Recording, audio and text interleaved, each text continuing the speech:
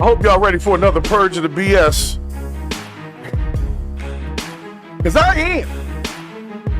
If you're new to the channel, if you're new to the live situation that we do here, welcome in. Thank you for stopping in. Make sure you like and subscribe to this channel. We'll be back all the time with everything you want to hear. So I'm going to get into my day today, but I got to wait till I get my first thumbs up in the chat before I get everything really going. Special shouts to Freeman Services Group for sponsoring the show, making sure that I got my gear and stuff. The store is not working for some reason, but I'm going to talk to YouTube about it. That's some other BS that I got to purge as well. But today, guys, I got to go through a few things. We had Obama and Trump. They're like the new buddies in the system. We got a lawyer that got indicted for bringing drugs in paper, soap in the paper. I don't know. It's a lot. I got the story for you. Then we got some police officers that mysteriously or without reason walked away from a critically injured man. And we're going to talk about that. We got some body cam on that. Mel Gibson stopped in on Rogan. And we all know about the LA fires and how it sparked a whole different type of political debate. So I'm making sure that y'all know where we are. And I'm going to bring in my boy Bricks over here. Bricks, would you purge the BS with me this morning? Please.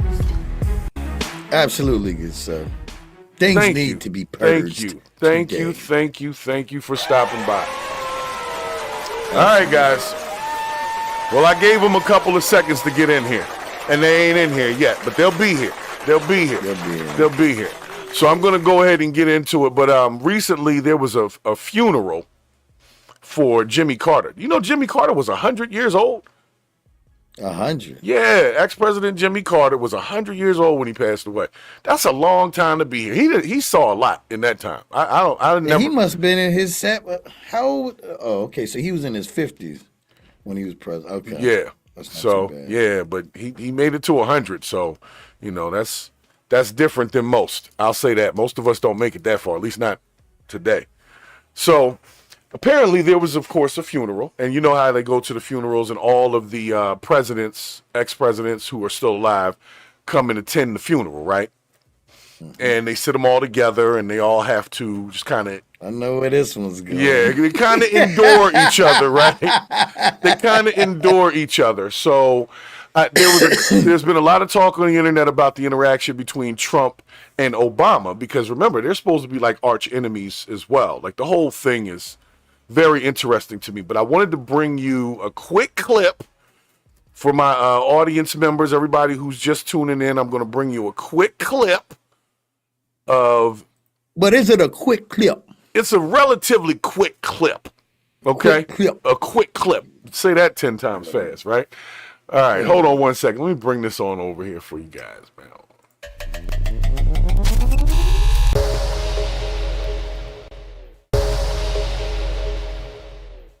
All right, so as you can see here, we have Mr. George Bush. And there's Obama over here. Like his daddy now. Yeah, but he's actually aging pretty well. You know what I'm saying? He looks like he's been doing okay. You know, he's probably been playing golf. He looks like he was doing all right. He don't look as old as some. Like, there's Al Gore behind him. Al Gore look old as hell. You know what I'm saying? So, yeah, I didn't even know that was him. So anyway, I'm going to play the little, Fox got into it real quick, but I just want y'all to see the interactions between the folks. I'm going to have to mute the music a little bit, bring that back, because I don't know who copyrighted that singing.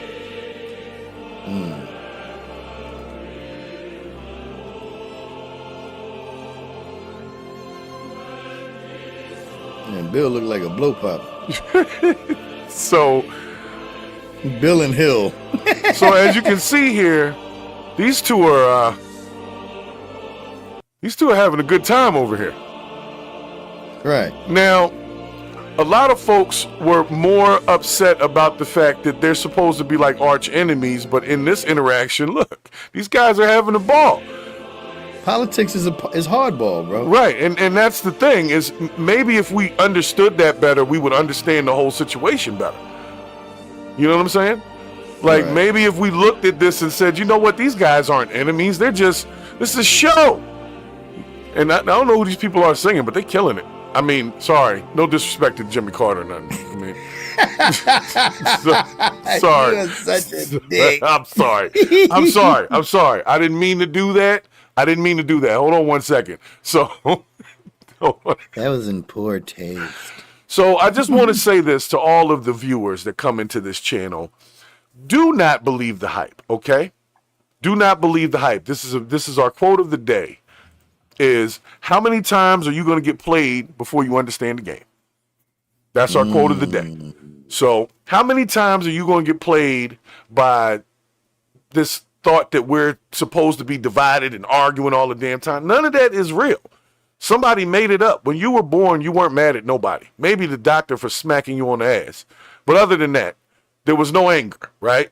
So somewhere between then and now, we've been trained to not like things and not like people that we've never met. You know what I'm saying? So I just want everybody to calm it down a little bit. I just thought it was interesting to see the two of them laughing it up. And everybody's got, different clips of it. But I wanted to show the specific one that everybody's talking about without doing somebody else's reaction to it. But as you can see, these guys aren't arch enemies. Now, at some point later, Kamala Harris comes into the picture, and she doesn't seem as happy that they're getting along. But I don't want to focus on that because we already her time is up, so I don't need to really talk about her. She finished it up right with this. I think she would have had a better run if she would have been the vice president for Obama, bro. You know what? I don't think that ticket would have worked though. I don't think that ticket would have worked. You don't think so? No, I don't think so. I don't Why think not? that ticket would have worked. What did Joe Biden say during any of Obama's runs? Well, Joe Biden didn't say much of anything. That's my point. That's true. He really You didn't don't have need to much say to do. anything this man Obama literally gets paid 400 bands to go talk from anywhere from 30 minutes to an hour. Hold up, 400 bands? Is that what you say? $400,000 just to go speak. Like we just witnessed him speak the other day. Really? $400,000, and I think that's something with Trump, bro. Like you can say whatever you want to about him during the campaign and all of that shit, but when you sitting next to somebody that gets paid 400 bands to speak for 30 minutes, you're not talking to no dummy. True. And if you can make him laugh, he probably feeling even better about himself. Very true. Well, let me give you the small clip I do have of Kamala doing her, well, I don't want to call it her anger stare or whatever. They call it an angry stare. That's what they said on the internet, okay? So I'll let you see this clip here. Let's look at a little sound here. Oh, they got some song playing. So she's a little, she's like, oh, okay, all right. Yeah, that song is goofy, though. That song is goofy. But nonetheless, these guys are, they might be talking about the menu at some steak restaurant they like. Who knows what they're talking about, right? I don't really think it should be looked into as anything other than proof that it was all fanfare in the first place. And maybe we should just calm the shit down a little bit. She may be the proof that maybe it's not. But I see what you're saying. Yeah, but truth is, she might be a little upset about what happened recently. You think so? Yeah, just a little bit. Maybe just a little bit. You know what I'm saying? Like, I don't know. I would probably. That's what I was about to say. I would be a little upset, but. When you hit him with the. Fuck is you talking to this nigga right now, man? Right. Anyway, nope, I'm not going to do that. What I'm saying is. Where's your loyalty, boy? Right.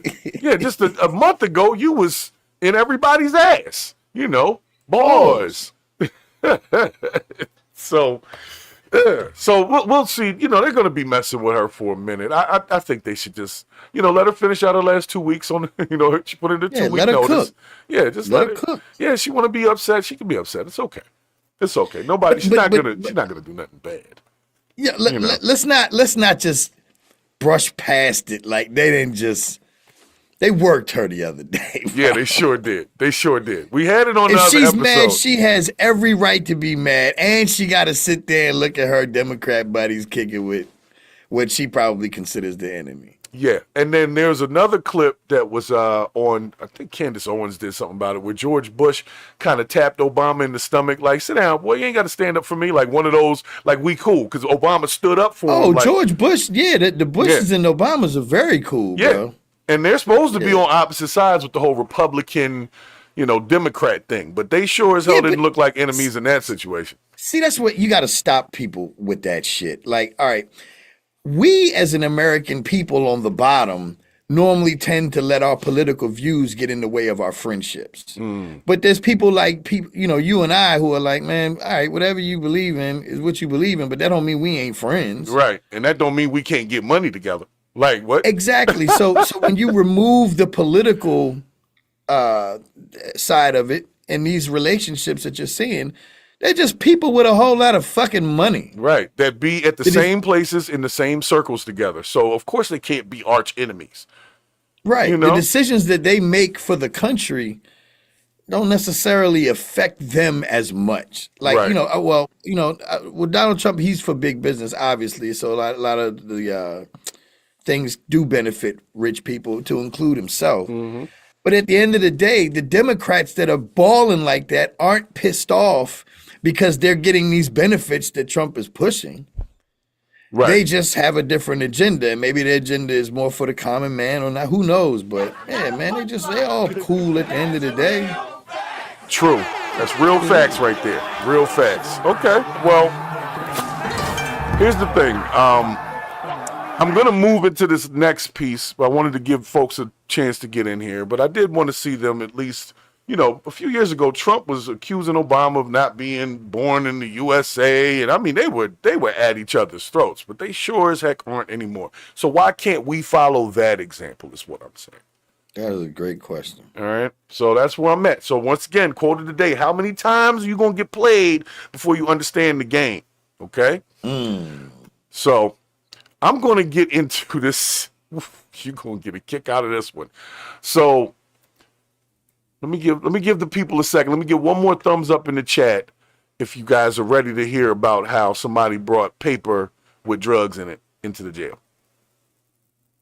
What? Yeah, well, you know what?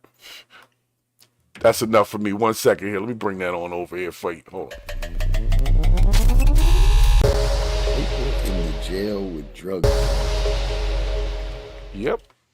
So, I'm just going to run the story, and then you guys we're going to talk about it. All right. So let me run this story. Okay. A defense attorney in Jacksonville has been arrested, accused of smuggling illegal drugs into the Duval County Jail. This afternoon, police gave us an update, and our Hajabah was there, and she also spoke with our crime and safety expert. I don't know what her name is, but it's Hajabah or something. Yeah, that's right. Attorney Nathan Williams was arrested on Sunday night. He is now facing 8 third-degree felonies. Nathan Samuel Williams was arrested for smuggling synthetic drugs into the Duval County Jail. Jacksonville Sheriff's Office said Williams worked with inmates and their family members at the Duval County Jail to bring in paper dope synthetic marijuana. These sheets of paper were laced with ADB Pinica, which is a synthetic marijuana and a Schedule I controlled substance. It's known on the street as paper dope or K2. It's paper soaked in the liquid form of a synthetic marijuana and can be abused by the inmates. A months-long investigation into Williams and 20 others began February of 2024. It's like tabs. JSO says this investigation revealed that Williams was delivering these drugs into the jail in exchange for monetary payments. Our crime and safety expert, Mark Bogman, tells me these types of drugs are dangerous and are easy to get into jails. But what types of drugs aren't dangerous? So get those in there. More prevalent. And again, relax the colorless, guys. odorless, fentanyl, same way. The other bad part of it is some of them are transdermal. They mean that if they're touched, they can be absorbed. According to JSO, Williams has no disciplinary history since obtaining his Florida Bar Association license 10 years ago. That an attorney used special access afforded to him to smuggle a controlled substance into the jail is deeply disturbing and disappointing. For financial gain, he put the lives of inmates at risk. Moreover, through his criminal activity, he dishonored an honorable profession. Williams will now be held accountable for his actions. As Sheriff Waters has said many times, no one is above the law. He's going right in the jail with the people he was defending. He's coming right in there with them.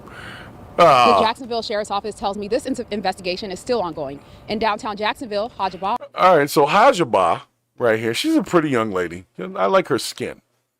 she's giving us a pretty interesting story here. So this is apparently what is going on in Jacksonville at the Duval County. Because see, this is the thing. Let me give some context here. I've seen a bunch of videos lately on the internet with dudes from the jail that got cell phones. And a lot of them are in this particular jail showing videos of people ODing on K2. So now we're finding out that the lawyer was or at least this lawyer, and I'm sure he wasn't the only one. He's just the one they caught. And I ain't gonna lie, when I saw his last name was Williams, I hadn't looked the picture up yet, but I thought he was gonna be of color, right?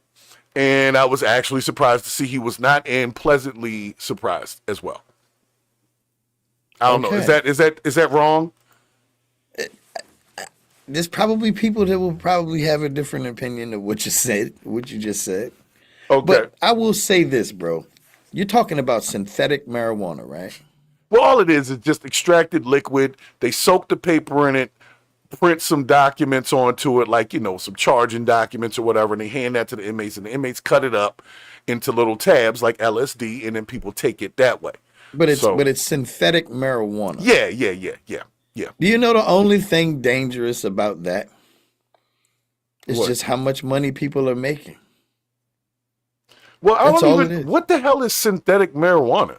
Is it THC or not? Like, what are we talking about here? I don't know what synthetic marijuana is. I don't know. I don't know what pink cocaine is. I don't know what any of this stuff is anymore. I'm out of the game. Definitely 100% rather walk into a tier where everybody's cooling out, relaxed. Well, you haven't seen the K2 videos if you think they cooled out with that. That should be No, I have not. Oh yeah, they be like zombie land, dude. It looks pretty bad. So you mean like they're getting aggressive and physical? Well, some of them, and then other ones are just like flipping out like a freaking fish out of water on the floor and shit. Different. Yeah, okay, it's a whole nother thing, man. My mind just saw diamonds and pebble horseshoes, like, and everybody chilling like, "Hey, what's up, man? What's good?" Yeah, no. Yeah, man, we getting ready to go to chow, bro. Yo, that's the ones on the Suboxone program. If you don't know about that, that's the synthetic dope that they give them, have them knotted out and everything, and like they on the street, but you in jail. You got to take it every day. That shit be crazy. But so that's the thing. The jail gives people drugs all the time that be tearing them up. But for some reason, the inmates now had control over the finances, and that's what I wanted to talk about. Because you did a show a while back on the Purge, and you were talking about the amount of money that's actually made from commissary. Yeah. Mm-hmm. And you said this guy is a lawyer? He's a lawyer. So how much? Imagine how much money he was actually making off of this prison. If a lawyer said, I'm ready to risk it all. Right, I'm going to put it all on the line for this. It must have been a lot of money. You're right. Wow. And that's what I'm thinking. He must have just been a shitty goddamn lawyer, because every drug dealer needs a good lawyer, bro. Right. If people weren't getting off, he's like, all right, look, man, my bad that you're in here, but here's a briefcase full of some very important documents. Yo. But that's probably what happened. I mean, I'm not going to be surprised if I'm going to follow this story a little later and see where it ends up. But he'll probably say he was under duress, like somebody threatened him and he had to do it, or his family or somebody was going to get hurt. Absolutely. Yeah, he'll go that route. That's the lawyer route. I would do that. But even then, like, at first because I had missed it, but I thought they were talking about a CO that was doing it. Well, that's a normally lawyer what it in there is. Oh my God, a lawyer going into a prison is perfect, bro. All he's gonna do is go in there and say, who wants to learn how to get out of here? Right. And there you go. Well, he had it going for a minute. I mean, we don't know how much money he made. Just based on his little mugshot, it didn't look like he was doing that well. I mean, I don't know. He looked a little rough in the mugshot, but everybody looks a little rough in the mugshot, except for Trump. He had a whole situation. He had a makeup artist in his joint. Hair was sitting on the top. Makeup. Yeah, man. That was ridiculous. Ain't no mugshot. He didn't even have the orange suit on or nothing. Where's my beautician? They love me. People love me. I'm good. So as we move forward into this purge, Right. I just want to say, if you're a lawyer and you're willing to give up all that, the guy had a clean record and everything, no prior complaints about his lawyerism or nothing. He put it all on the line to bring in some sheets of paper soaked with K2 for whatever. I don't know what payment he was really getting. I think he's going to say he was under duress, because that doesn't make sense to me. You're a lawyer. You're obviously making some money. I don't know, man, because they follow the money. All they had to do was check his account. True, but and he's a lot of lawyers lawyer. do get paid in cash. Yeah, I paid a lawyer in cash before. So I mean, the one thing that we all can agree on is that he was a bad lawyer. If we don't know nothing else, we know he was not a good lawyer, man. Nathan Williams was not a good lawyer. So no. We'll see where his case goes. Well, I'm going to bring you into the next purge of the BS. We had our little bit of fun here with Nathan, but I got to get into something a little more serious real quick before we get to the West Coast, okay? So everybody that's in here, make sure you put a thumbs up in that chat. Let me know where you're coming in from. We're having our quick morning discussion on a Friday here. Shoot, it's almost afternoon, but whatever. So recently, a body cam video came out that basically a guy tried to off himself, right? And was not successful at that time. And somebody called it in. And the police showed up and they failed to render aid. And it's a big thing in one small area. And I'm kind of wondering, like we were talking about with that Danielle Bertolfi thing, like why aren't certain things getting a little more mainstream coverage? You know, I get it, Trump and Obama were laughing at a funeral, but I'm just saying there's some other stuff going on. Like they could check that out. So hold on a second here. Yeah, but I think it's probably the fires, bro. True. True. But let me play the clip, and then we'll have a quick discussion, okay? Hold on a second. Let me bring it up for you. Certainly.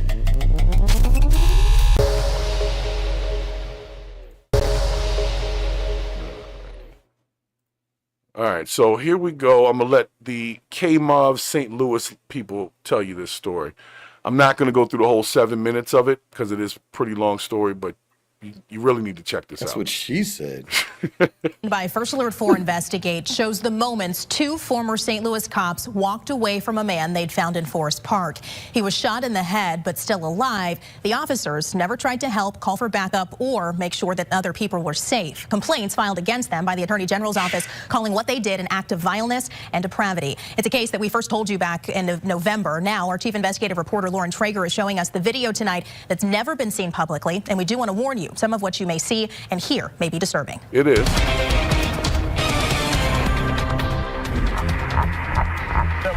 5 seconds is the time it takes for two officers to find what they've been called to look for. Damn, who right there? Somebody right there. I swear to God. Oh, he ain't dead. He left. September 10th, 2023, still sunny in Forest Park at 6:20 p.m. A man lying on the ground, shot, but still breathing. You should have told me. I don't know. That's now former SLMPD officer Austin Frazier. He is not wearing a camera. It's his partner, Ty Warren's, that is rolling. Together, they make a decision. You know, it's always a body camera missing these days. Isn't it always a body camera missing? Let's cruise around and come back. A minute and 10 seconds on scene, changing lives forever. Laughing as they walk away from a person and the public who needed them to protect and serve. It's disgusting. It's really disgusting. Hold up, can you rewind that part, Rick? I want to hear what they say. Had been rolling. Together, they make a decision. Better take this motherfucker in. We ain't taking this shit. I ain't taking 30 minutes. He said, we ain't taking this shit. I'll get off in 30 minutes. Basically, we don't have time for this shit. Yeah, that's what he said. And then they decide to walk off. So, watch. Let's cruise around and come back. A minute and 10 seconds on scene, changing lives forever. Laughing as they walk away from a person and the public who needed them to protect and serve. It's disgusting. It's really disgusting. Former St. Louis County Chief Tim Fitch, now a police consultant, had been appalled when we'd first shown him disciplinary complaint documents filed by Missouri's Attorney General, which accuse Warren and Frazier of what the state calls a, quote, reckless disregard for the safety of the public and another person. It was. And now we've shown Fitch the officer's body camera videos obtained through a public records request. Certainly, it's even more disturbing just watching the video video. St. Louis police had been called to Forest Park after a call from a person who said they were going to take their own life. Later learning it was 29-year-old Urayuan Rodriguez Rivera. Disciplinary complaint documents say Frazier and Warren arrived on scene and located the man lying under a tree, shot in the head. Neither attempted to render any assistance, neither requested medical assistance, and neither, complaint documents say, attempted to locate a firearm. Let's cruise around and come back. Instead, they simply Let's leave, cruise around and Warren come turns back. off Yo, his camera. Sick. But about 10 minutes later, they come back to Forest Park and pretend they hadn't already been there. Oh my 522 God. priority. Go ahead. Have EMS respond for one subject, not conscious but breathing, barely. A third responding officer immediately calls in the scene. Yeah, he's snoring. Assessing the wounds, the man's breathing so agonizing, it's like a gasping for air. Where's the gun at? That third officer immediately notices something isn't right. You got a gun? Can't see one. As others arrive, they know to secure the perimeter. Hey, start it way up there and do the whole thing. Throughout several officers' body camera videos, you see them putting up yellow crime scene tape. Priority with privacy curtains. We're in a very exposed area of Forest Park. Calling to block the victim from view in the busy park and keep others away. Got a pulse still? They follow protocol and attempt to help, Super weak, but I feel it. even when they know it's bad. There's not much we can do. Yeah, we're going. We still got a pulse. So those officers did their jobs, and they did their jobs well. Guy down there by the tree, see that gunshot wound through and through. Labored breathing. EMS officials take Urayuan to the hospital, but he does not survive. You've got to wonder if they would have done something right then and there, could he have survived? Certainly when you turn your back and walk away, the chances of that... I'm going to pause that real quick because I know that's a lot to ingest right there. But they basically... That's what she said. They basically walked away from a person that was critically injured because they were getting ready to get off in 30 minutes. Like, that's really... This goes hand in hand with that Robert, what's his name? Robert Blake? The guy at Marcy prison that they just waylaid. You talking about Robert Brooks, yeah. Robert Brooks, that's right. Bro, these people are doing this with the cameras rolling. It's like, you ever watch a reality TV show and the people in the show are just wilding the fuck out? Like, and you're like, did they forget that we're rolling? Right. Like, they got the cameras going so long that they don't even realize, yo, you are being watched right now. Right. And here's the thing, like, they really could have rendered some type of aid, but as you see in the clip, they never actually located the firearm. So somewhere in the time between when they got there and when they came back, somebody must have walked over and picked up the gun, and now they got a gun on the street somewhere. So they just failed in so many ways in this situation, man. And it's like, this isn't training. Disgusting. Yeah, this is a personal issue. This is not training issues. They don't train them to do stuff like that. Now, we talked about internal affairs for prison, but we know we have, that department for police officers. My question is there a position in any of these precincts where somebody says, you know what? Let's just watch a couple cams for a while. They always do it after the fact. Yeah. But like, is this guy, who is he? The former St. Louis police chief. He's just talking about the situation. But his main thing You don't know, bro, look, I hate to micromanage, especially with soldiers, especially wherever I'm working on. But some of these damn precincts need to be micromanaged. Like, they need to have a little, like, they got the radio on. Right. And somebody needs to say, hey, watch it. You're being an asshole. Like, like come through the little headset, like, hey, slow that down. Stop. But nobody does. You know how people say, who's your supervisor? Like that, you're at a traffic stop and you say, I want to speak to your supervisor. My question is, why is your supervisor not here supervising you?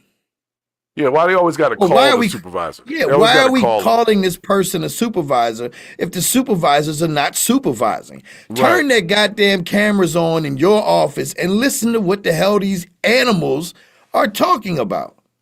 This is ridiculous, bro. It's like...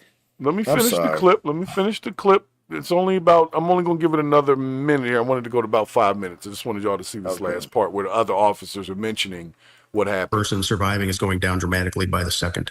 To you, is it just so wrong on its face? Yes, absolutely. That's not how Most officers wouldn't respond to a call like that. In fact, Fitch says he can think of only one thing. I think it's just pure laziness is what it was. On video this time, Warren right. and Frazier walk away again, leaving their fellow officers to handle it now. You know, it's up. Warren and Frazier just left.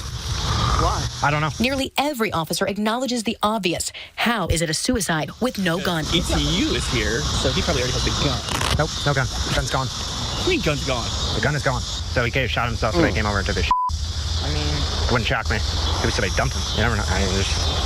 St. Louis. Unless somebody picked it up and chucked it somewhere. Ultimately, the case was ruled a suicide. Urayuan had a history of suicidal ideations and had left notes of intent. Still, Fitch says it's very concerning that to this day, no one knows where that gun is, possibly left unsecured by Frazier and Warren. That's something that they should have done and they didn't do. So here's a secondary piece to this. Is what they just mentioned was that this guy had like a history of, I guess suicidal thoughts, and maybe he needed mental help. Maybe maybe he was done a disservice in that way, and then they just kind of let him do this. You know what I'm saying? I don't know, bro. But that doesn't take away the police from being assholes in that situation. Like they just left him for dead. Then when they got back, they were like, dude, I'm getting off. I'm about to head to the bar. I don't have time for this. Where's the humanism? Where's the humanity, yo? That's somebody's child, man. I don't know, man. Like I said, this isn't a training issue. This is a culture issue. That's what I keep saying on the podcast. Is it's not about training. You can't train a person to not do that. That's an inherent. That's inside. You understand what I'm saying? This was like a Naked Gun. You remember that movie Naked Gun? This was like a Naked Gun skit. Right. Like, oh man, you want to go just drive around for like 10 minutes? Hell yeah, we'll come back. Call Right. it in. Right. And they acted like they hadn't been there. Like they didn't even understand the body cam was still existing. But I think any officer who does an interaction without turning their body cam on should be immediately fired. It should be part of every interaction from the moment they get the call. I can't necessarily rock with that. I think I understand and respect your sentiment, but I also know, well, yeah, I guess they're getting out of the car, but sometimes when a situation is so frantic, humans just tend to forget things to go and help as fast as they can, or to try to get to the bottom of something. Then let the technology do it, like you just said. It's like this. Now that I agree with. If you get out of the car, because like there's certain sensors that you could put in place, just like when something runs by your house at night, the camera comes on. So they could have a sensor that says once you leave that car, that camera's already gone. Exactly. So why not do all that? That's my whole point. They still make it manual to some degree. They give them the opportunity of muting things. This is public record. You're having an interaction with the public as a public servant. You are supposed to record everything, all details, everything that happened. But the problem was police reports were lied on, and they needed body cams. So now that we have them, let's make sure that they're doing what they're there for. The camera, like I said, is just the best witness. It's not a protection against what's happening. It's just a witness about what happened later. So you still got to go through the shit, whatever it is. But at least you have a full record of it. I don't see why not. Like you said, technology is as simple as this. The second I respond to the call as the officer, they should have my camera number in a system where they can turn that bitch on from the station. You see what I'm saying? Just like you said, where they can literally peek right in as soon as I feel like it. You know what I'm saying? Bro, just think about it. Think about it like this. When you're in an interaction with an asshole boss, right? Right. And the boss is talking to you reckless as hell. And you say, I'm going to go ahead and record this. So you know you're recording. And they say, well, Mr. Briggs, what I'm trying to convey here, and everything changes. I'm bringing up this point because if I had a camera on me and I knew it, I would be talking a certain way at all times to maintain a level of professionalism. These people know that these videos are being recorded. They know that they're being used in court. They know they're losing jobs for this stuff, but they're still talking. So what is being communicated back in the precincts to give these people this level of leisure? That's the culture I'm talking about. It's a culture issue. Like I said, and what do you do? How does culture builds over time? That's over generations. Yeah, you gotta. There is no quick fix to any of that. That's an internal problem. All roads lead to safety. When you feel like, for example, there's a way that I talk at the house, there's a way that I talk with my people, and there's a way that I talk in the workplace. So if you feel the need, or if you feel like you can act like this, it's because you feel very safe. Just like those CEOs felt safe with Robert Brooks. Yep. And that's the culture. And that's where they have that whole discussion about qualified immunity and all this other stuff. Because it seems like people just forget that we all live here. That's what I keep saying. We all live here. Whoever you interacted with, I get it. But that guy was critically injured, obviously. And he was breathing. So it's like, just call the ambulance. Even if you don't do anything directly, they didn't even call the ambulance. They just walked away, spun the block a few times, and then came back and acted like they just got there. Like, that is a sick thought to have. I'm going to just let this dude, screw this guy. Let's go get some tacos. Like, that's how they treated this man. I don't remember from the first part of the video, but did they confirm that it was a suicide? Like, meaning, did they see that there was a weapon there? They were responding to a call from someone who said that either he had spoken to him, but that's what I'm saying. Did they physically confirm that there was a weapon on the scene? No, they didn't even really touch the guy. Like, I think he checked and that's where the question comes in. It could have been a setup and somebody dumped him there, made it look like a suicide and wrote all the notes and stuff. We don't know because they didn't do their jobs when they got there. That's what I'm saying. So now that 10-minute time, we don't know if somebody came and took the gun, or if the gun was never even there in the first place, or what happened to it. So the case will never be solved as anything other than a suicide because they messed around and didn't secure area, didn't do their jobs, man, because they didn't care. Hey, thanks for stopping in the chat, H&M. And of course, this is Purge the BS live. So you are live with us in the chat. Thank you for stopping in. Thank you for the like as well. Make sure y'all get them likes up. For those of y'all that are here, let's keep that thing going as we get into our next purge-rific story here. But like I said, I have my issues with nobody having any outcry for that story. Like, I don't see no Black Lives Matter or nobody like that saying nothing about it. It just seems, I think they're handling it internally. Like, the guys, I believe, were fired. But why are they not up for charges for negligent homicide or something like that? You know what I'm saying? Like, if I walk up on a person that's critically injured and I walk away and come back and act like I wasn't there, there is a whole situation where, you know what I'm saying? Like, I would be in jail for that. Or at least somebody might put me in jail for it. You heard about the Daniel Perry thing. Well, anyway, I'm not gonna sit too long on that, but I just think it's interesting that nobody has even mentioned that story as, crazy. Yeah, it's just crazy. Diabolical, son. So anyway,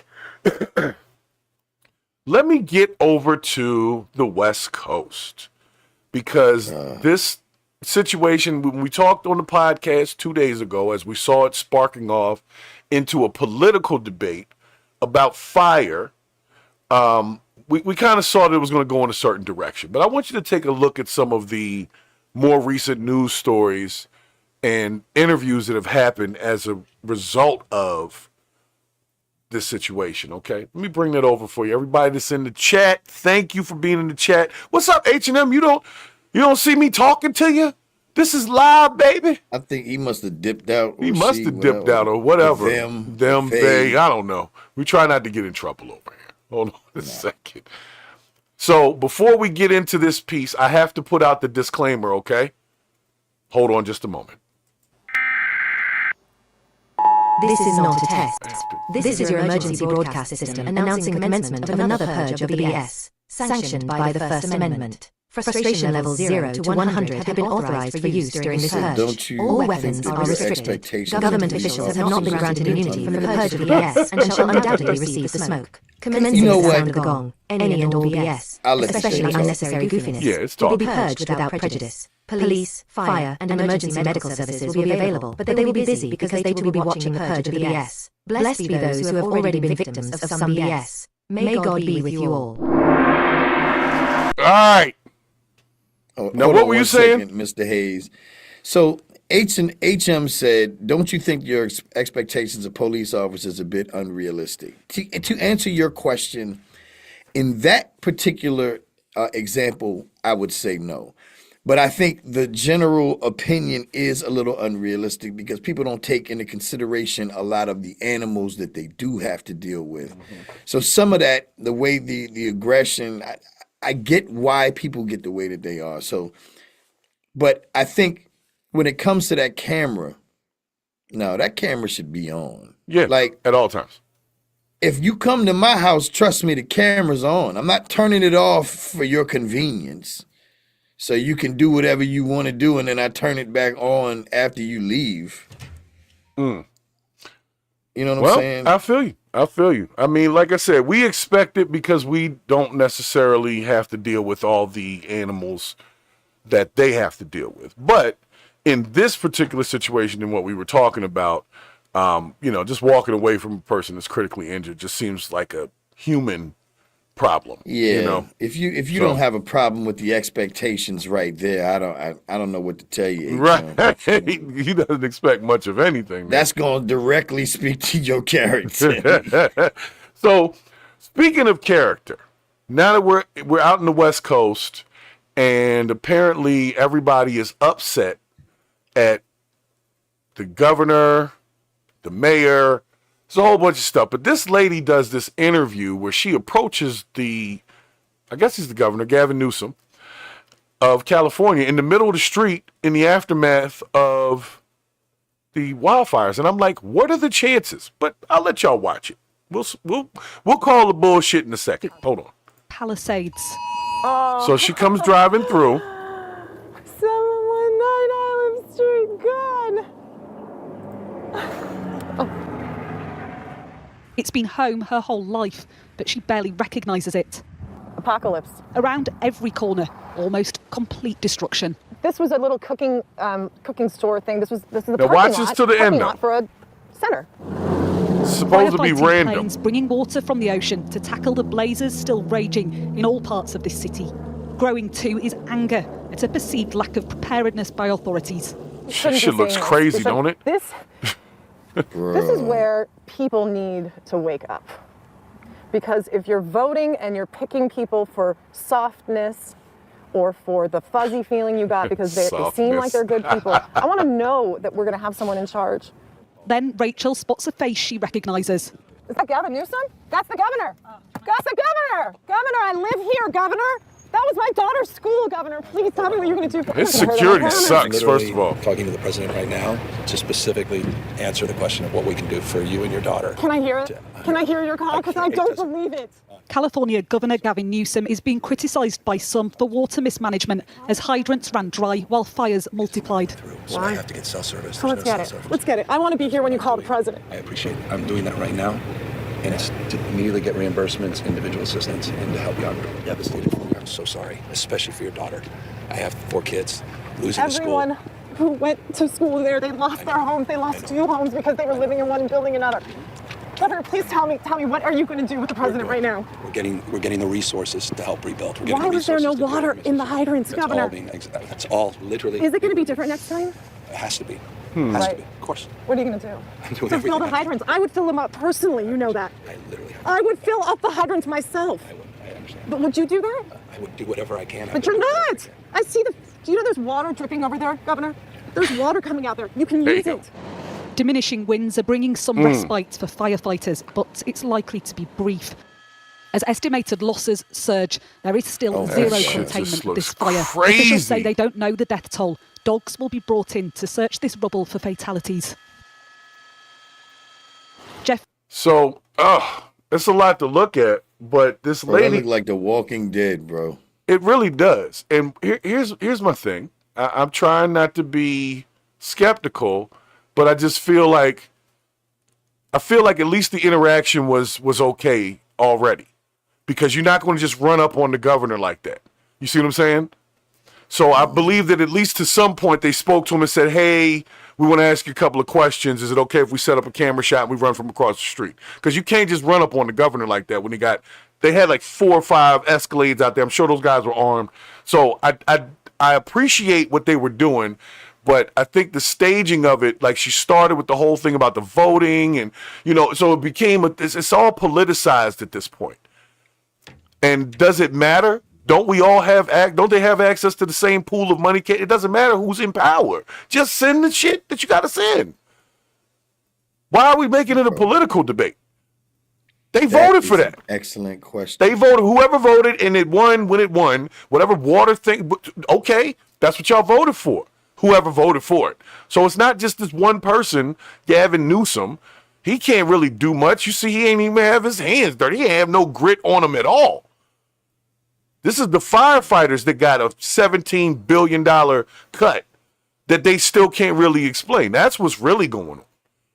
So, I don't know, man. I just think, I don't like how they keep politicizing everything. When there was a hurricane in North Carolina, it became a political thing. It doesn't matter. Y'all feeding from the same food. It's the same pot. Just send what you got to send, and everybody shut up. That's how I feel about that, man. I'm sorry. That shit annoys me. This should have been a 1-minute meeting. Send it. Right. And that'd be the end of that. They send the shit everywhere else.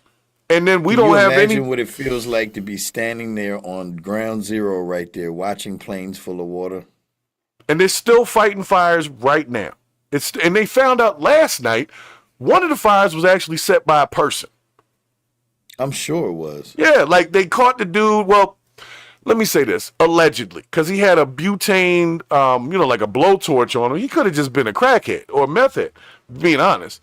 But I think they're probably going to use that. He'll probably turn out to be an illegal immigrant or something, and then they're going to blame it on that. I'm telling you, the whole thing just smells like bullshit to me at that level. There's no quick way to fix what I saw. That's like 45 miles of pure scorched earth carnage, man. How do you fix that? Talk about the scumbags that said, let's remove the fire insurance. Right. Let's get to that as well. That's what I'm saying. The whole picture is an ugly, ugly, ugly picture because you got the insurance. What are these people supposed to do? I don't know. And that's what I'm saying. So recently, Mel Gibson jumped on the Joe Rogan podcast to talk about the same thing. And I'm not going to play the whole Joe Rogan podcast. You already know that's not possible. But I just wanted you to hear a couple of words from the Gibson of Mel. Okay? So hold on just a moment here. Oh, there we go. The Gibson of Mel. The Gibson of Mel. They're more dangerous now. I think they are. Yeah, I think so for sure. Yep. Yeah, we were just talking about the wildfire situation and how crazy it is that they spent $24 billion last year on the homeless. Yeah. And what did they spend on preventing these wildfires? Zero.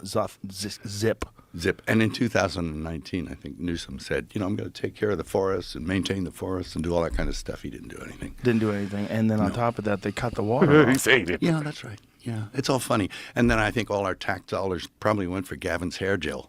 I don't know, but it's like, it's sad. It's like the place is just on fire. Well, the whole state is just so poorly managed. It's so frustrating. I thought California was the utopia. And then he gets on TV and pretends like everything's great. Mm-hmm. And California's the best. We have the best state. We have the most amazing economy. And you're out of your fucking mind, dude. You've ruined this state.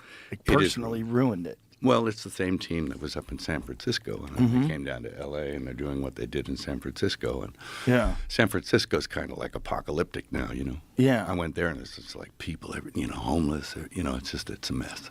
I haven't been to Cali in a while, so I don't know. Crumble that quickly. Mm-hmm. They're not far off the mark.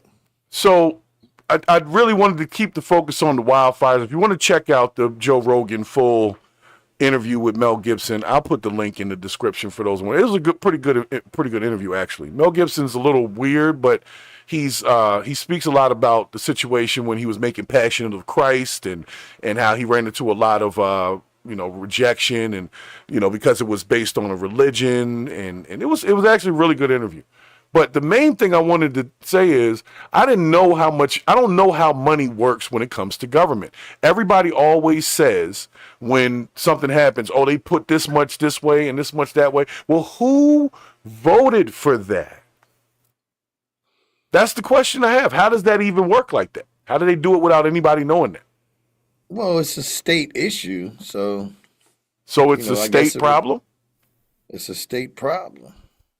Well, that's probably why they have such a hard time getting help from the federal government, because the federal government is devoted to, I guess, sending money overseas. Like, where's America's help? Right. And it's like the whole, I've seen so much footage of it. It's just unbelievable.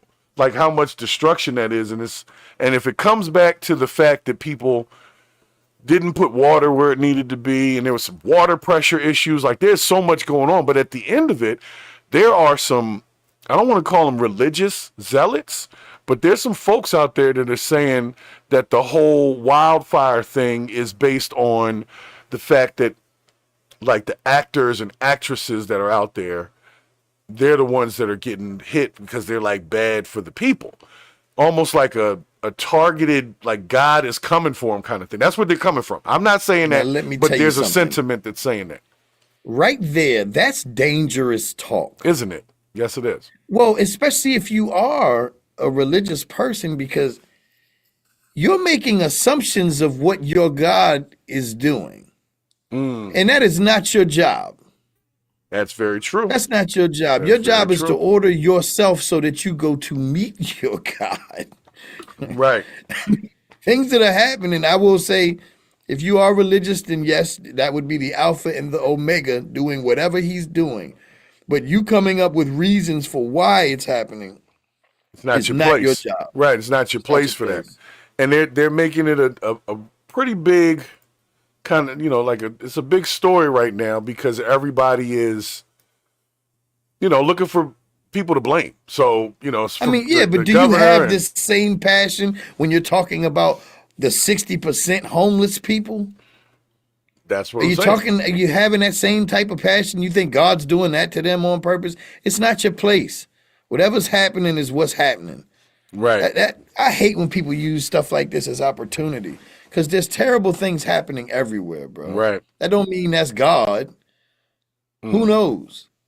Well, a bunch of celebrities had lost their homes, and so there was a whole listing, and I guess that means something to someone that it was this many celebrities, but that's a lot of money, and a lot of them didn't have the insurance because they're all part of the same population. So if the insurance companies pulled out on their coverage, then they're in the same boat as anybody else. They just happen to be in a bigger boat that has a pool on it, that kind of stuff. So there's a whole list of them. I'll keep the link in there because I don't have time to go through all these names. But it's a lot of folks that they literally are just looking at like, wow, all these people lost $1 million homes. People that people that you've seen before. And they're all mad at Gavin Newsom now. The one thing that I can't stand is that people are saying, well, they're rich, they can get another home. First of all, everybody has belongings, like cherished items, you know what I'm saying? Stuff that maybe when they weren't rich at some point that they had. No matter who you are, losing a home hurts, bruh. Like, that's the longest, hardest kick in the nuts you will ever deal with, bro. Right. And especially for you to have peace of mind, like insurance, and them tell you, nope, you just lost. Right. What are you supposed to do? Even if you have millions of dollars, like, you probably started to live your life at that level. You ain't really got it to just rebuild everything. And even with now, that, what I will say, well, go ahead. I'm sorry. No, I was going to say, even with that, when you have a house fire, if all your stuff is in there, man, there's memories and some of that stuff you're just not going to get back. It's a sad story. And then, you got baby pictures. Like, yeah, look, man, what I will say, though, is remember when they was having them fires in Hawaii? Mm-hmm. And all of a sudden you seen the Oprahs and everybody coming out of nowhere buying stuff up? Right. That's who you need to be watching now. Yeah, because now the property values are going to change and somebody's going to try to buy up everything from wherever that inside line is all the way to the coast highway, the Pacific Coast Highway, because it burned all the way to the ocean. Like I saw that, I said, damn, it was stopped by the ocean. Like if there was no ocean right there, would have just kept going that way. But we're talking thousands, 4,000 to 10,000 homes in one row, just miles and miles and miles. That shit is crazy to look at. I thought hurricanes were bad, man. That's nothing on a fire. I'm sorry. That's crazy. So I'm running through the list here. Paris Hilton was apparently one of the people who lost her home. And she's been pretty vocal about, like I said, everybody's turning on Gavin Newsom right now about some policy that he put into place a few years back. But I'm just wondering, weren't y'all there when he put it in? Like, what? Pause. I'm sorry. But weren't y'all crazy? That's crazy, right? Nasty work. Yeah, and Tina Knowles is another one. If you see her, Beyonce's moms. So there's a bunch of big names that are all, well, not homeless per se. I'm sure they got more than one house, but they're going through it right now. So you never know, because a lot of these people don't want you to know what they're actually financially worth. Right. That's a good point. You take that house away and they might have 10 racks in the bank. Like, how do I start over? And see, this was all I had to get me back on my feet. And that's the thing. When you're dealing with, I guess, a government entity that's making these lines, remember we talking about these invisible lines, and they're not taking care of the land, because that's what it seems like. They talked about a lot of brush that hadn't been cleaned up, and basically it was a tinderbox in that area, and all it needed was one spark and the right wind, and the rest was history. And it's still burning right now. I can only imagine the air quality is going to be messed up. People are going to be having lung problems 5 years from now that we're out there. It's going to be, that's rough. And now that HM, by the way, is on point. Yes. Yeah. Exactly. Yeah. Just like living on the coastlines for people that have the hurricane stuff. When you live on the coastline, it's like a crapshoot. It's like, yeah, this year we made it, but next year you might get that category 4 that comes right up the damn street and brings the whole ocean in about 3 miles and takes everything out that's in there. It happens every year somewhere in the U.S. So why we don't already just have a pool of resources, money, contractors, everybody just ready to roll? It always seems like they got to go through red tape every time something happens. They're like, yo, just send them. Like you said, send it. Just send it. We'll deal with the paperwork later. Send it. Whatever they need, send it. They need Walmart shit, tell Walmart to send them all the water. Whatever, man, send it. I'll tell you one thing. For any of the first responders, like police officers over there, if I hear of anybody price gouging for stuff like water, you know what I'm saying? Like, those types of people need to be arrested. I know it's not a law. That's literally what is about to happen, and it's because it's an opportunity. When you break everything down to rubble, people can come and sift through it real quick and grab what they can. So everybody's going to be trying to hop into it. There's going to be new insurances that come out. Everybody's going to be trying to make money off of all these millionaires that just lost these houses. They're going to get hit. That's who's about to get hit. And so then there's another question, but go ahead. No, I was going to say, and the entire groundwork of the area might have to be redone. It might, some places might not come back. Oh, absolutely. But what I was going to say is, now you're getting ready to kick out how many immigrants? Who you think gonna build that stuff? Interesting question. When the last time you seen a construction company that wasn't using immigrants? Right. And there are some that exist, don't get me wrong, but for the most part, wherever you go, it's a squad of Mexicans up there smiling and getting it done. Mm-hmm. And I don't mind them doing construction and building things. I think it's a great thing. They just think, since we have it as a thing, everybody's paperwork should be in order. That's all I'm saying. If that wasn't a thing, I'm not disagreeing with you, but right now I ain't worried about paperwork. I want people to be living in homes again, bro. Right. And that's my whole point. So they have the resources, whether it be existing companies, contractors that aren't doing no work right now. There's more than enough businesses, construction-wise, with the construction vehicles. I see the vehicles for sale everywhere. They have the resources, but it turns into this political thing where now it's the end of one administration, another one's getting ready to come in. So this fire is really Trump's problem. Oh my God, he's got to inherit that. Yeah, he's inheriting that fire problem. So whatever, and he doesn't like Gavin Newsom anyway. So this is going to be a real politicized situation, And right now, it looks like they're all blaming Gavin Newsom and Karen Bass for not, for cutting budgets for the fire department, not having water in the right places and having the water pressure correct, and, not cleaning up behind the brush or having somebody clean up behind the brush that was in the woods. So, I mean, what are you going to do? What are you going to do? I don't understand why they're not.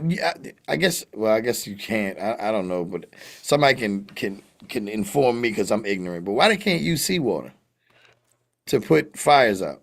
Well, I think they can, but I mean, there's an overabundance of it. Yeah, it is coastal, but right. I don't know how that whole irrigation system works out there. I haven't lived there. Right.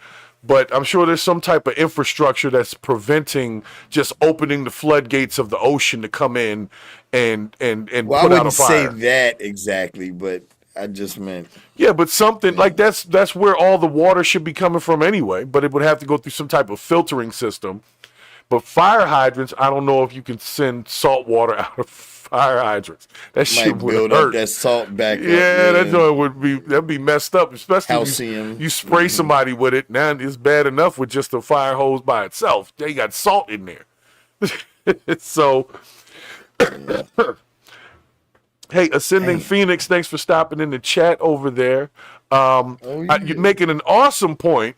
Get the homeless people to build the shit.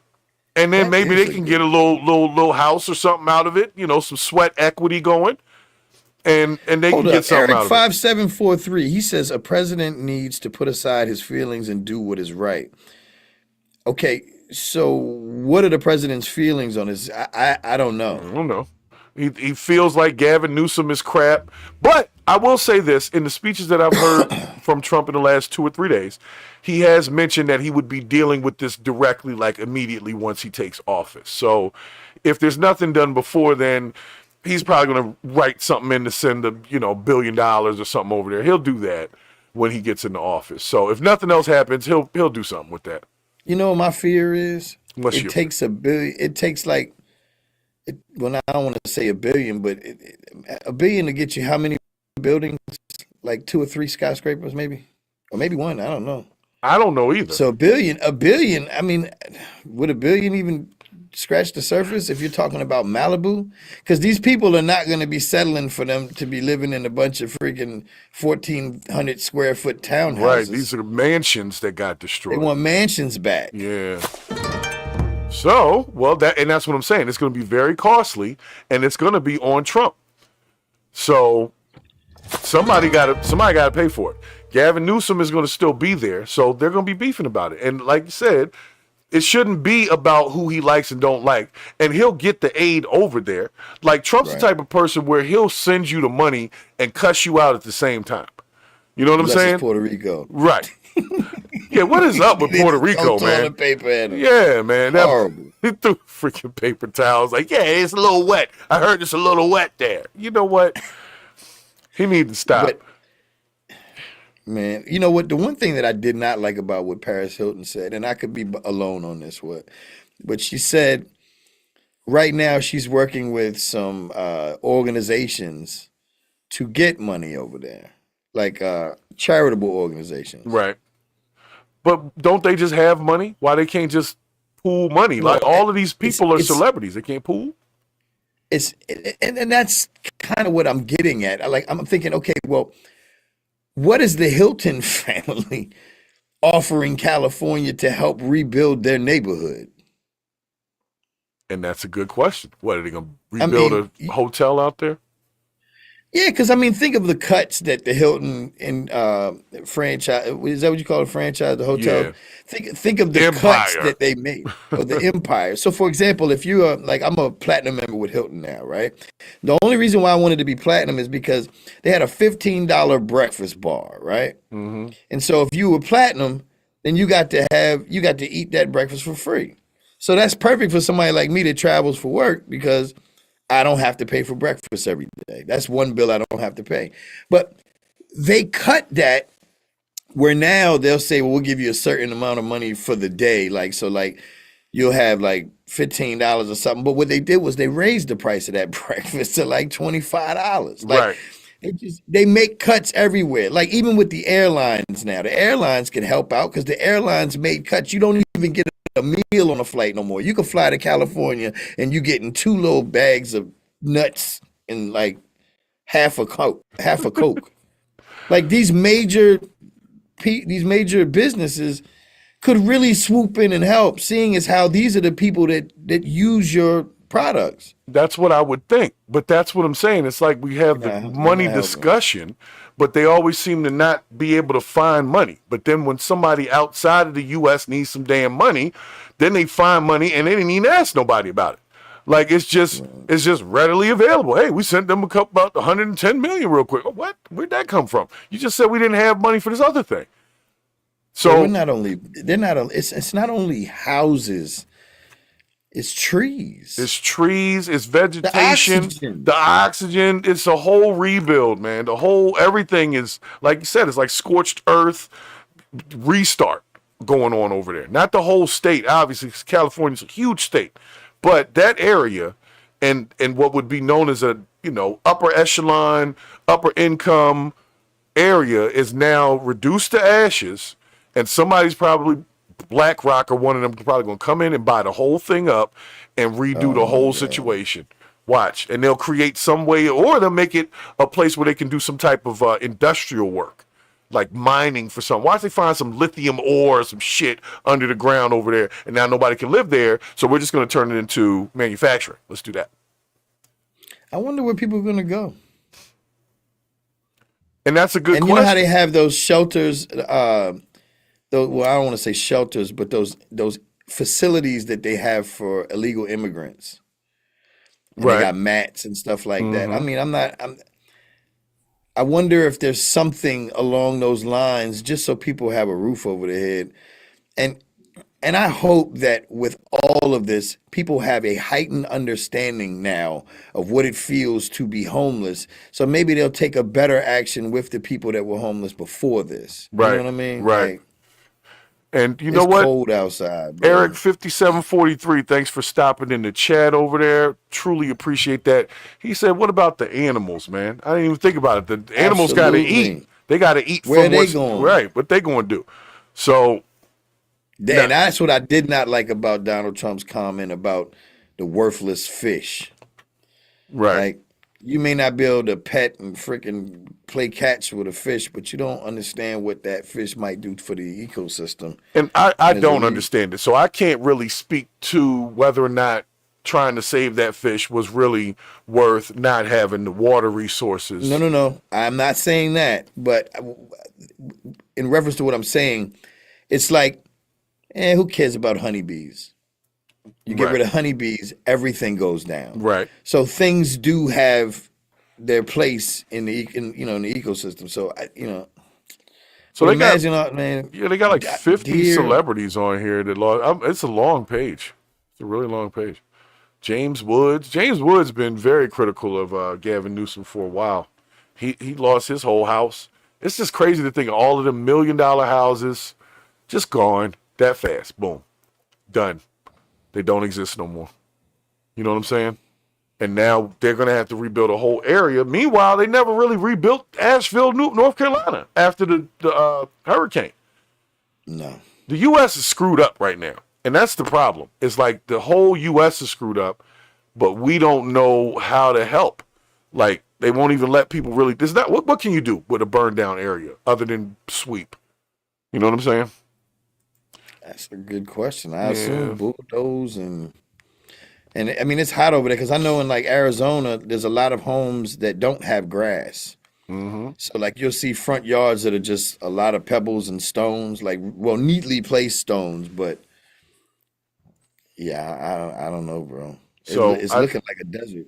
I think my issue right now was it turned into this whole political thing where it's coming from the government. It's all the same pool of money.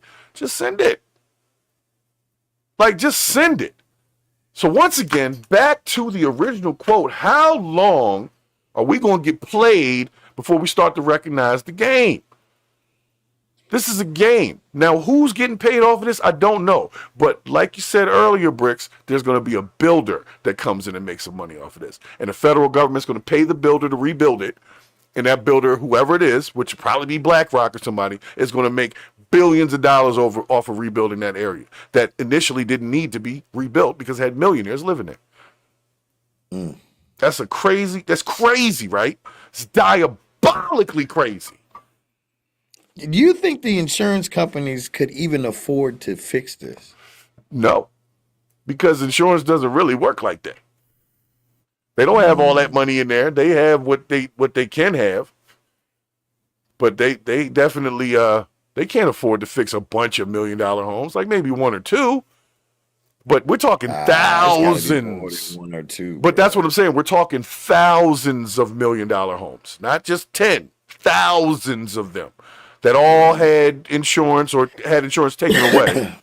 And so now everybody's mad at the insurance. How did they know to take the fire? Yeah, that's what I'm saying. That's what I'm saying. When I see that, it's the same thing they're doing in Florida. They're doing it in Florida too. Yep, exactly. So, and that may have something to do with the, I've heard Bravo was talking about it. He said Florida's going to be covered by water in 40 years. I'm not saying that's fact, but that's what he said. It could happen. And so a lot of these insurance companies are backing out of them, like the hurricane help and all that stuff. Like, I just firmly believe that if we as American people, citizens, government, law enforcement, if we pooled our resources correctly, none of this shit would be too big. You know what I'm saying? The millionaires, like you said, they still got money. Just like you said, Paris Hilton is talking about we need to get aid, but all your friends are millionaires.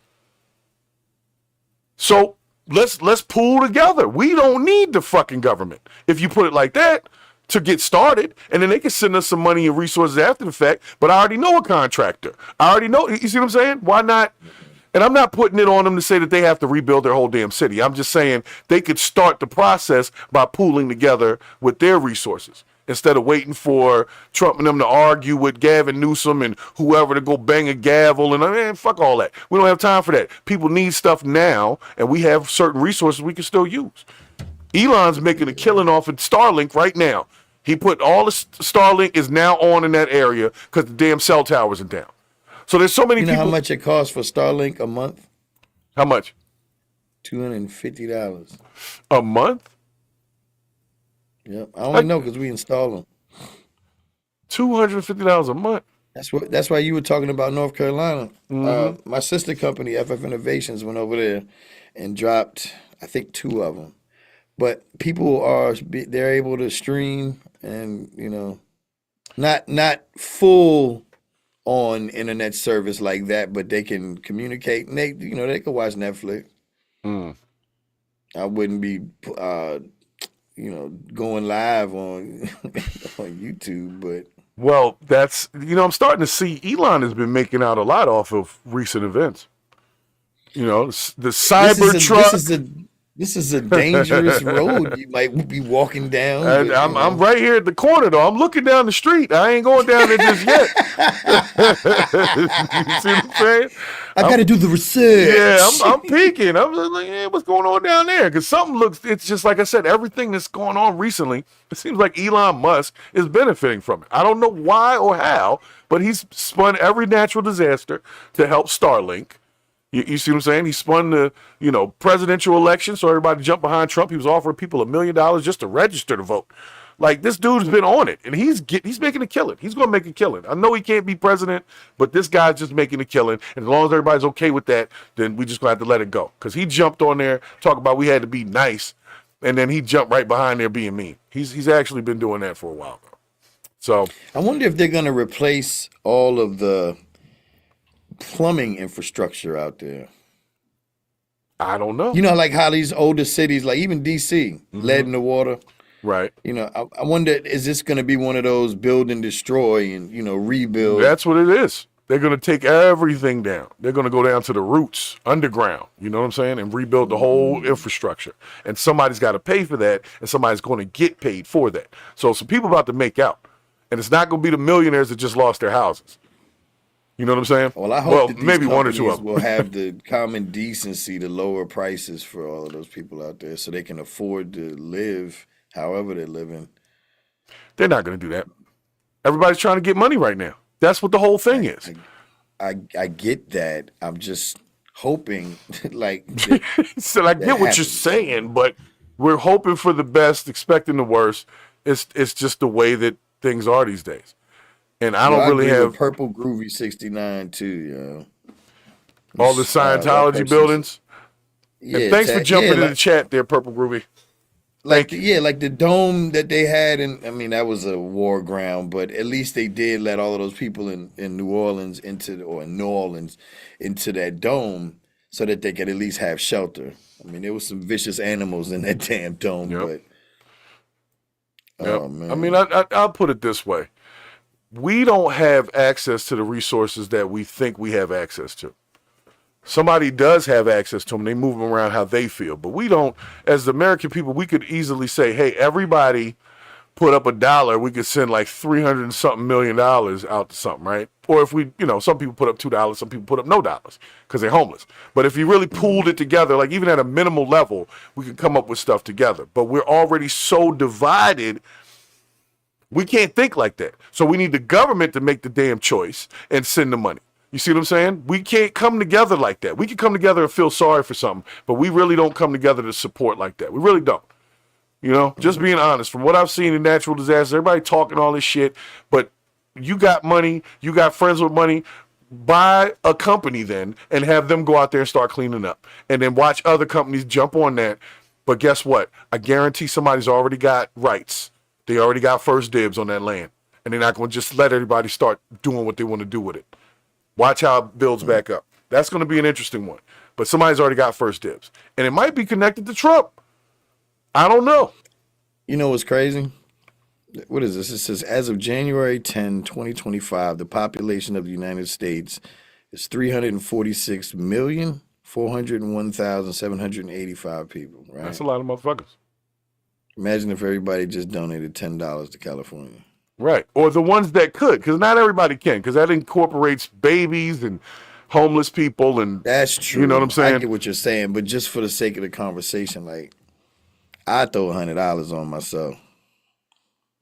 All right. Well, let me bring them back to my last little quotes here, a little piece here, which was Elon Musk, who had told us to be nice. He basically was online doing his thing again. So I just want to show it to you, Eric. Yeah, give me 1 second. Let me bring this on over for the people.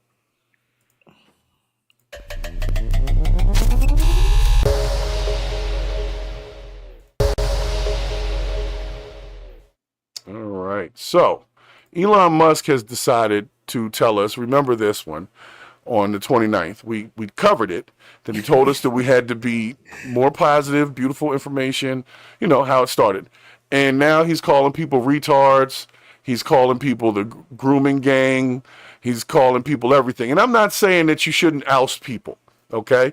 But the confusion is what's negative and what's positive then. Because you shouldn't oust people, man. I mean, look, if they touching kids, you ain't got to oust them. All right, that's different. You can bring them by my crib and I'll take care of them for you. You understand what I'm saying? I'll be like Robin Harris out there, like, gotta go. gotta go. Shit. I'm not playing with that. I don't play about the kids, I told you the last time we talked about Sir Musk, bro. It seems like cocaine behavior, bro. Yeah, it's very coke-worthy. Extremely highs and extremely lows, bro. And see, I'm seeing people online asking the same question I have. What is not positive, beautiful, or informative? Remember the other day you said he got staff members tweeting for him or Xing for him? Yeah. What staff member is he paying that he paid to write FU in the R word, bro? Right. But that reeks of billionaire safety. It's like qualified immunity. It's his platform. He can put up there whatever the hell he wants. Yep. Right. Nobody else can do that, but he can do what he wants. Don't do as I do as I say. Do as I say, banished. or you will be gone. And they'll ostracize you, and they'll have the people thinking that you're a damn. Hold on a second. Let's not get into that word again. I'm sorry. You see this joint right here? Power for me, not for thee. Not for thee. I ain't gonna lie, man. X is in a way like they'll get on Elon. I give him that. Even though it's his platform, people be digging in his ass, like literally. Oh, they digging his ass. And I don't know if they're going to be expecting him to start like policing people that say bad things about him, because that's what happened overseas. Like somebody's president or something was like, yeah, we're going to ban American media because they keep saying bad things about the president or whoever. So he might get like that. I don't know. Free speech, nigga, free speech. So I don't know what you think, man. You think Elon's going to be that one? Is he going to really go down in history as the dude that just screwed everything up, or is he going to be, a legend? I don't know, man, because like we said, the last vehicle that we know him to create looks like industrial kitchen, what do you call it? Equipment. Right. So if you're making a truck that looks like a big ass refrigerator, and if it hits someone, it turns them into man meat. Well, Elon, I can only imagine how much stuff he's getting away with that we don't see. Elon's getting a little too much damn free time, in my opinion, with this post right here, where he says, I have a drinking problem. This is his page. And then he should post some Diet Coke, some water, and some boots. Like, come on, man. I don't want to see your ugly ass boots anyway. Secondarily, did Diet Coke pay you for this advertisement? Is that what happened? I don't think it's even a drinking problem. It's just clean up that goddamn room and go to work, Elon. You dirty ass. Yeah, Elon's a dirty ass is what happened. All right, well, nonetheless, we got everybody that we needed to get. We got Obama earlier, and Obama and Trump, but it really wasn't getting them. It was really getting everybody that got played. Because they're talking about the fires, just like the fires in Maui, right? Mm-hmm. And that's what, man, I'm telling you, somebody's making out. And everybody always makes out except for the American people these days. Everybody, but us. But we're supposed to be able to trust government, right? I'm sorry. I shouldn't even say that. I think you're not allowed to say trust government anymore. Can't say that no more. Well, I'm telling you right now, my biggest fear is, like, I hate what's going on in California, but I will tell you before this would have been one of those areas where people would say they're privileged, right? Right. Now, you've just pissed off a lot of privileged people with a lot of money. And I think those are going to be the people that could potentially spark some change. Well, now that these things that the rest of America has been faced with are facing them now, it's going to be a different perspective. And like Marley Hendricks said the other day, there's an interesting spiritual shift that's happening now. And I don't know, I don't want to include California in that, but just across the board, even with what Elon Musk said, even him saying, hey, we need to be a little bit more positive on this. Something's happening. And maybe when something really bad like this happens, some positivity can grow from it. So hopefully that does happen. A special thanks to, it looks like niece. I can't pronounce the last name, public school. But thanks for the new subscription. Yeah, thank you for stopping in. Like I said, we're just having a conversation, just having a quick convo. But I don't mind Elon Musk. I mind the fact that he runs an algorithm that, still powers a lot of people's train of thought. That's a dangerous position to be in. And if he's doing some of the things that we think he's doing, like ketamine all the time, then maybe he shouldn't be in that position to have that kind of power. It just seems dangerous. I don't know. Are we supposed to be upset about the fact that he wants us to be nice, or are we supposed to be nice? Which one should we do? The thing that puzzles me is the backlash that he gets from saying be nice. Like, it should just be a daily reminder, hey, be nice, don't be a dick. And we just would be like, all right, you know what? You got that. Right. Like, that would make sense. But we're like, well, I ain't going to be nice because you said this and you said that. And the worst part about it is, what if he was being sarcastic when he wrote that? Maybe. But he ain't being sarcastic about his views on Israel or any of this other stuff. He is wired in, man. And he is totally running the news cycle. If it's not if it's not on X, like he's posting it, he's bringing the news right to him. It's like he's the news now. Shit is crazy. It's diabolical, man. It's diabolical. It's you, man. You the news today, Jack. Yeah, man. Because I ain't gonna lie, man. Me and Elon Musk, I would definitely tap into his brain a little bit because he seems like he has at least. That's crazy work. I didn't say I was gonna get some head from Elon. That's what you said. No, I didn't say that. Tap into his brain. Yeah, I did. That's crazy. Crazy. So, look, man, I'm feeling like at least I got started on my today purge. It is Friday, absolutely. So we'll be back in the morning tomorrow, doing something. What in the hell is going on? I'm sorry, I'm looking at this Los Angeles stuff that's coming up. You know, like I said, when you get on X, it'd be so much stuff coming across. It's like, yeah, you get distracted with it. You really do. And they're just worrying about everything. I'm scared myself, and not scared, but I'm on notice. Like I'm on alert. Just waiting for the next thing so I can navigate and move. Boom, boom, boom. That's how I get if something there. happens at your house, like, we grew up in the same city. If something happened, I'd be like, hey, it's going on. I got you. Come on, stay here.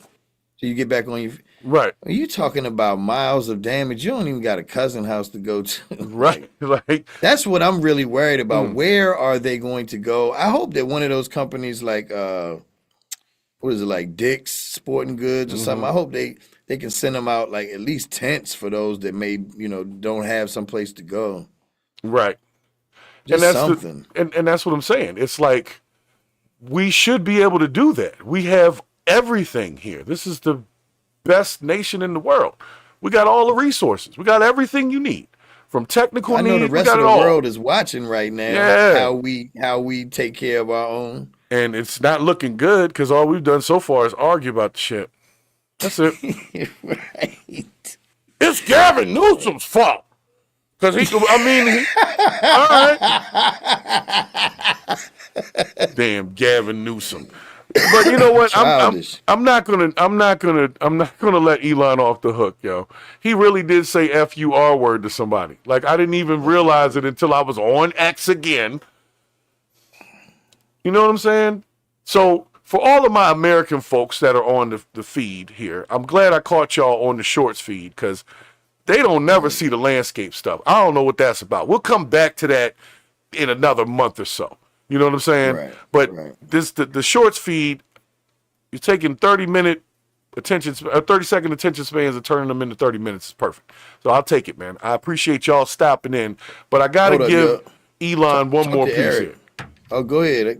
Eric said, "Me too. I'm poor as F, but I'm just trying to survive." Hey, man. We're all trying to survive. We all trying to survive, and that's why if we all could at least respect and recognize that about each other, I think that it would be a much more positive place.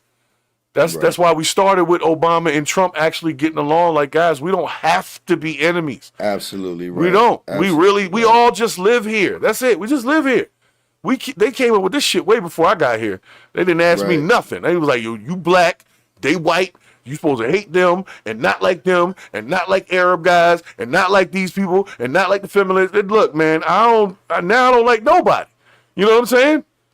I'm on guard with everybody. I don't like you either. You short, I don't like you. You too tall. You're taller than me. I'm a tall guy, but if you're taller than me, I don't like that. You know what I'm saying? Like they got me on edge to the point that I had to come up with a whole podcast to purge the bullshit.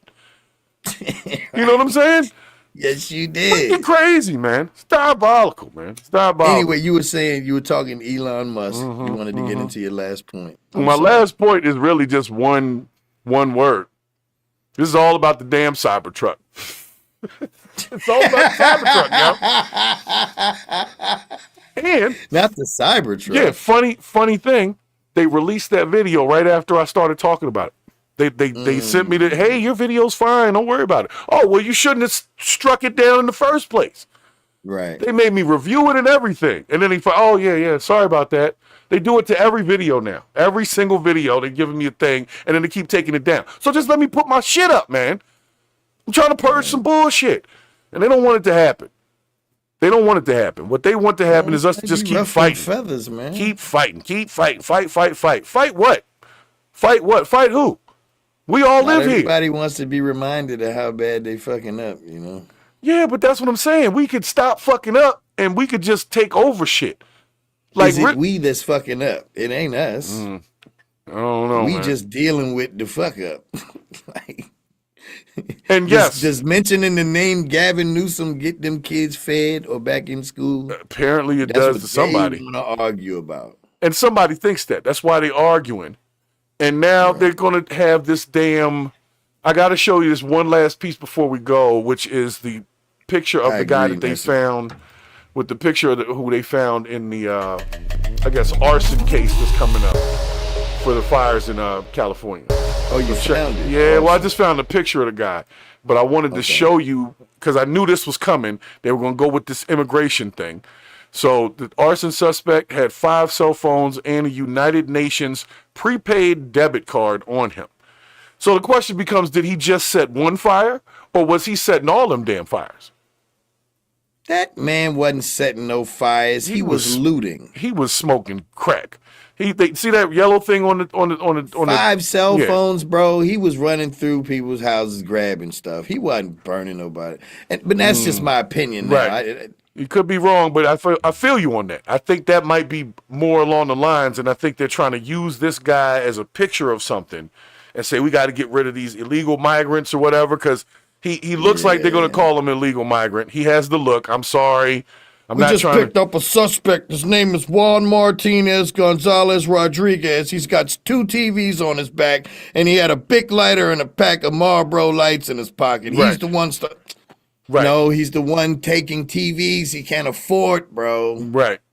And 5 cell phones for what? For what? Anybody knows that if you have a cell phone in your pocket, they're pinging your location. Mm-hmm. So who is this guy really? So we're going to see where this story goes, because they're just really looking for somebody to blame for the fires. We already talked about this. It's all the blame. He's a freaking fall guy. But they only said he did one. But how do they know that? I don't know. I think they caught him trying to do something. He was like, "Look, man, I only light one fire. That's it. Yeah. That's one fire. That's all, man. I live here." And they probably did do that, because they had a whole lot to say about this guy as soon as they caught him. And he got caught by the public first. So I guess he was in one neighborhood and the people saw him out back doing too much. Like you said, probably breaking into people's houses, stealing cell phones. And they called the police and said he was setting fires. But really, he had the butane thing. But I done seen people that smoke crack with those.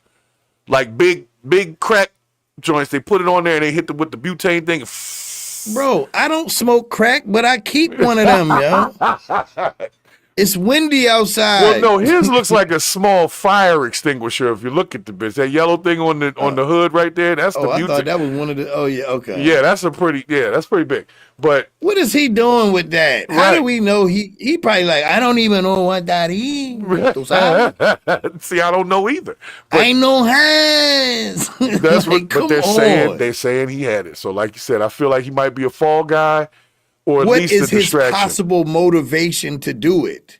It'd be different if somebody was like, let's say they had insurance for fire insurance out there. It'd be different if somebody was like, oh shit, they burning these down right now. We about to get some new shit. Right. So we're going to see.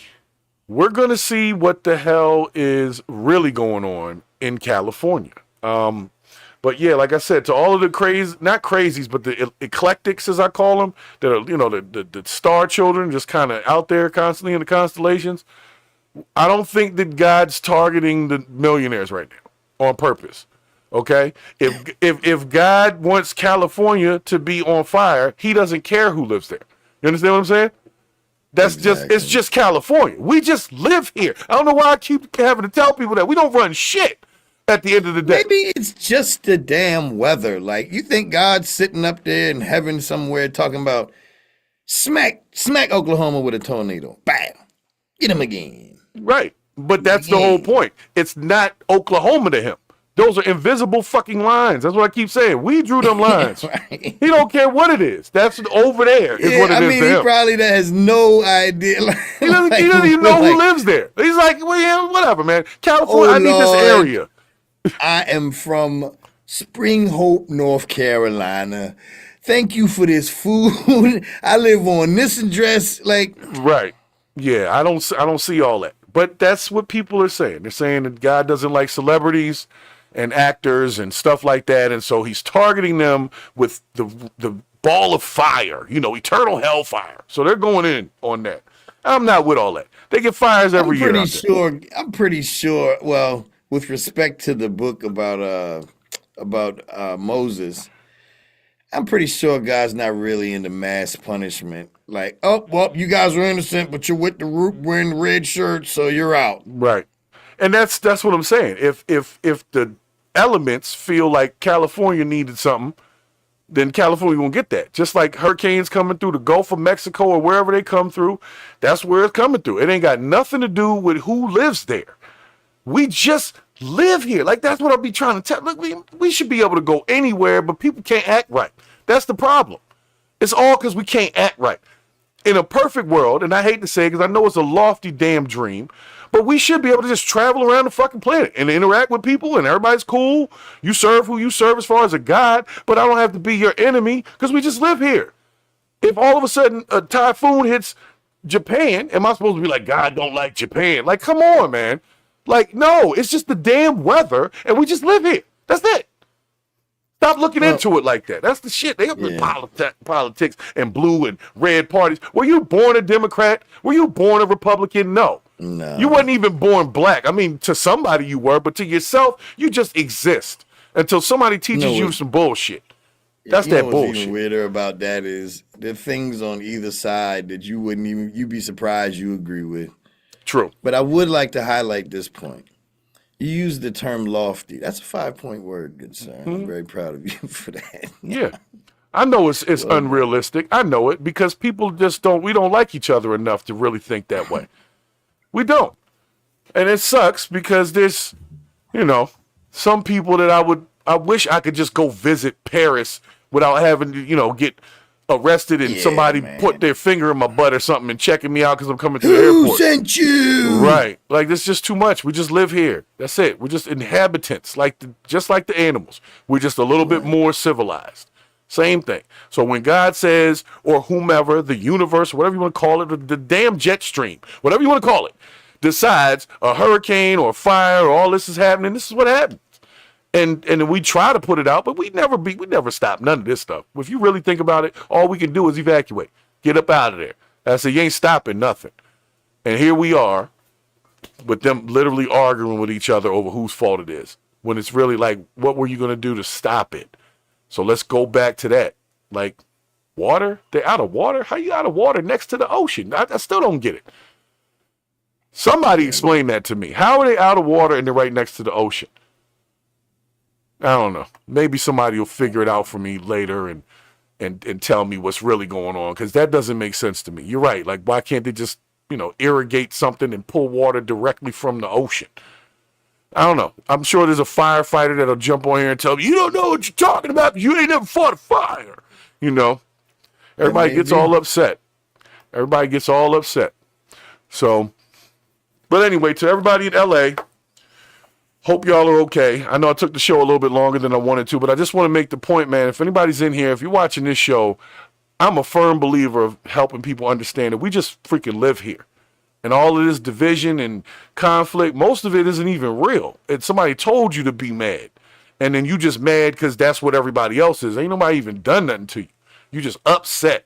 So why not keep positive energy around, like Elon said before he said F you retard to, sorry.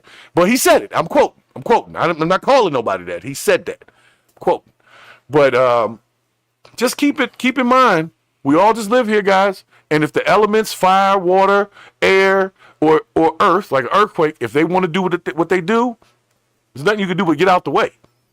So how about we get out the way of progress and we start actually working together instead of just politicizing every natural or unnatural major event. That's all I'm saying.